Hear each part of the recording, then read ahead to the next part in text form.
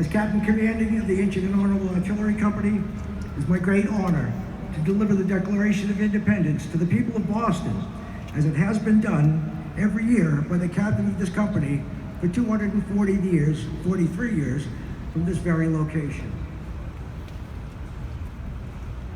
The Declaration of Independence in Congress, July 4, 1776. The unanimous declaration of the 13 United States of America. When in the course of human events it becomes necessary for one people to dissolve the political bands which have connected them with another, and to assume among the powers of the earth the separate and equal station to which the laws of nature and of nature's God entitle them. A decent respect to the opinions of mankind requires that they should declare the causes which impel them to the separation.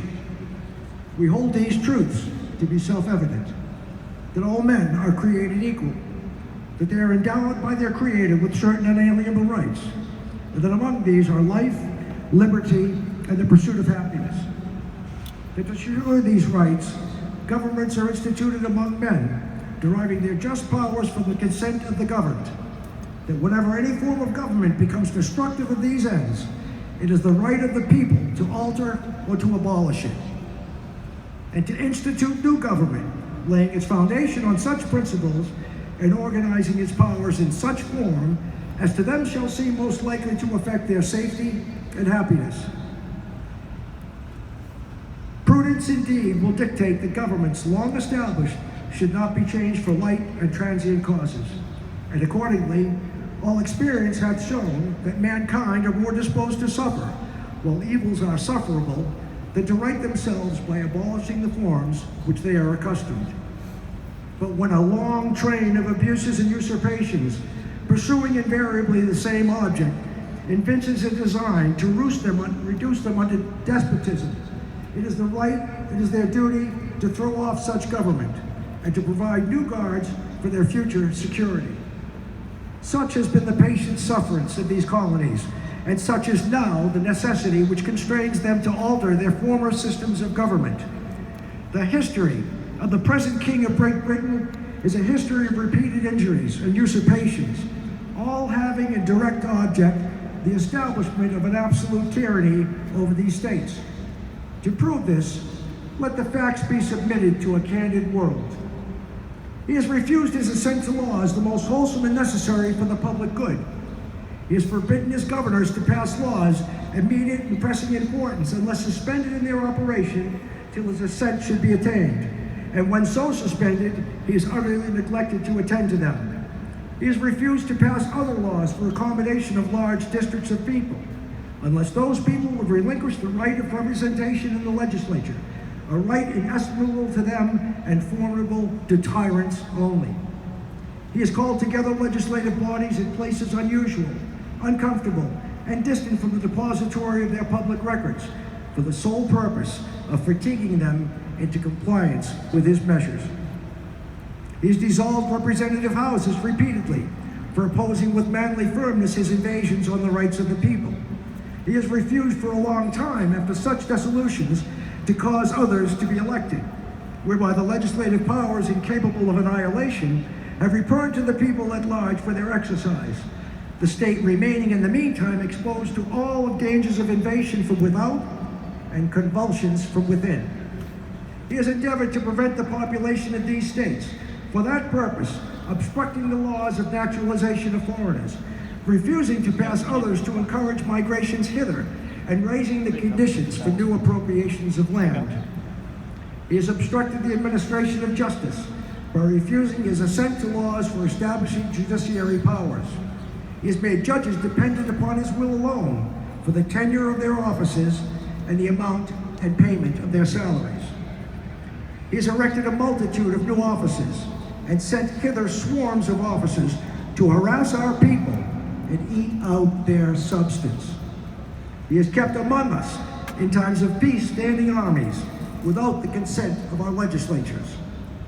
He has combined with others to subject us to jurisdiction foreign to our Constitution and unacknowledged by our laws, giving assent to their acts of pretended legislation, for quartering large bodies of armed troops among us, for protecting them by mock jury, from punishment by murders which they should commit on the inhabitants of these states, for cutting off trade with all parts of the world, for imposing taxes without our consent, for depriving us, in many cases, of the benefits of trial by jury, for transporting us beyond seas to be tried for pretended offenses, for abolishing the free system of English laws in the neighboring province, establishing therein an arbitrary government, and enlarging its boundaries so as to render it at once an example and fit instrument for introducing the same absolute rule in these colonies, for taking away our charters, abolishing our most valuable laws, and altering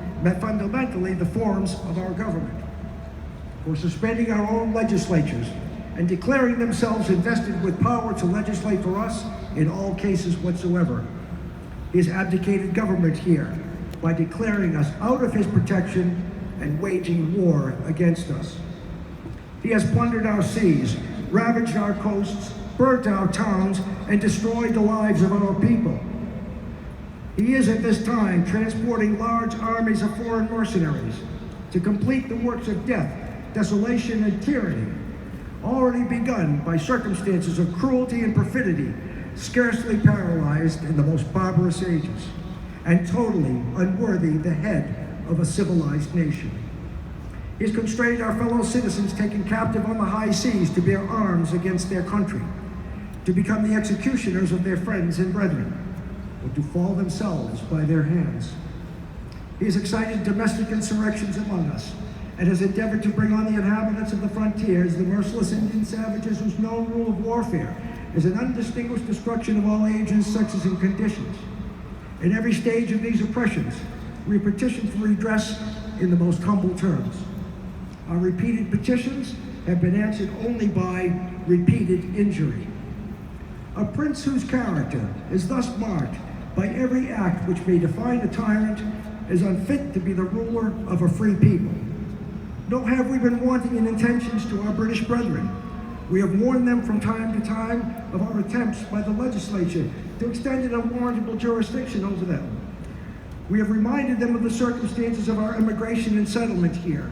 We've appealed to their native justice and magnanimity, and we have conjured them by the ties of our common kindred to disavow these usurpations, which would inevitably interrupt our connections and our correspondence. They, too, have been deaf to the voice of justice and consanguinity. We must therefore acquiesce in the necessity which denounces our separation and hold them, as we hold the rest of mankind, enemies in war, in peace, friends. We therefore, the representatives of the United States of America, in General Congress, assembled, appealing to the Supreme Judge of the world for the rectitude of our intentions, do, in the name and by the authority of the good people of these colonies, solemnly publish and declare that these united colonies are, and of right ought to be, free and independent states, that they are absolved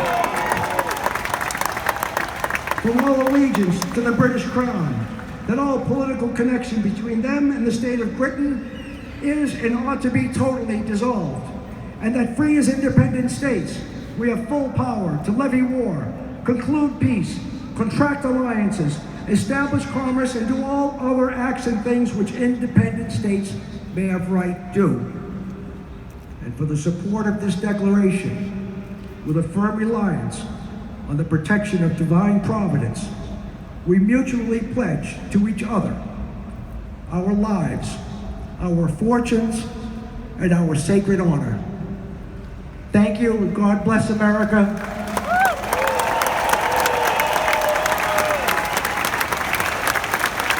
With a safe and happy Independence Day. Thank you.